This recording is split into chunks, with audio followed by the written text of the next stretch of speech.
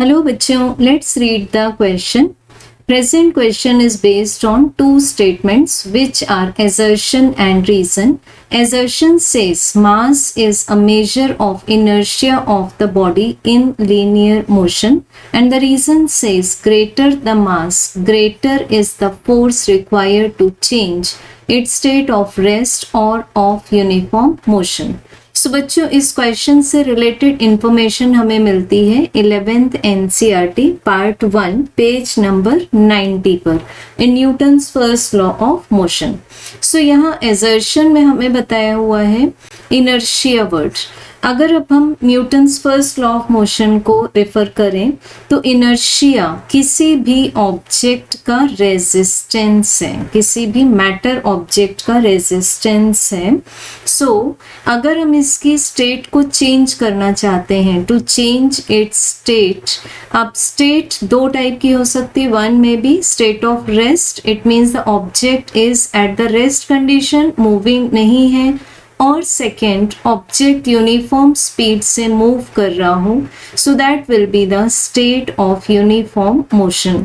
अब अगर हम रुके हुए ऑब्जेक्ट को मूव करवाना चाहते हैं, सो वो ऑब्जेक्ट उसको रेजिस्ट करेगा. और अगर ऑब्जेक्ट ऑलरेडी मूविंग है और हम उसकी स्पीड में कोई भी चेंजेस करना चाहते हैं, तो अगेन वो ऑब्जेक्ट इसको रेजिस्ट करेगा. सो अगर रेजिस्ट करेगा, इट मीन्स हम लोगों ने उस पर क्या अप्लाई किया है, force F, external force apply किया है. सो ये ऑब्जेक्ट जितना ज़्यादा रेजिस्ट करेगा, इट मीन्स उसमें उतना ज़्यादा इनर्शिया है.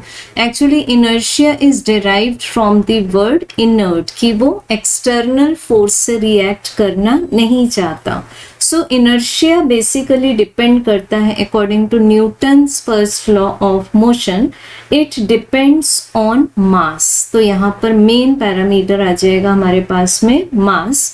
सो हम लिख सकते हैं force equals to mass multiplied by acceleration, अगर हम यूज कर लें Newton second law.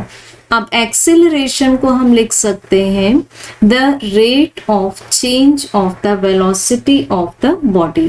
So it means क्या हुआ कि अगर यहाँ पर हम दोनों ही कंडीशंस को एग्री करें, सो इट मीन्स फोर्स हमें मिल गया, magnitude of force is directly proportional to mass, क्योंकि इस क्वांटिटी को हमने क्या मान लिया है, v को कांस्टेंट मान लिया है, तो d/dt will be 0. So force is directly proportional to mass. तो यहाँ पर हमारे पास में कोई भी चेंजेस नहीं हो रहे. अगर चेंजेस होंगे, it means d/dt of v की वैल्यू 0 नहीं होगी, और इट मीन्स हम बॉडी पर एक्सटर्नल फोर्स अप्लाई कर रहे हैं. सो मास अगर इंक्रीज होगा, इट मीन्स फोर्स इंक्रीज करना पड़ेगा, so that to change the state of rest और ऑफ यूनिफॉर्म मोशन. सो हम बोल सकते हैं कि assertion is true as well as reason में हम लोगों ने इन्हीं पॉइंट्स का एक्सप्लेनेशन दिया है.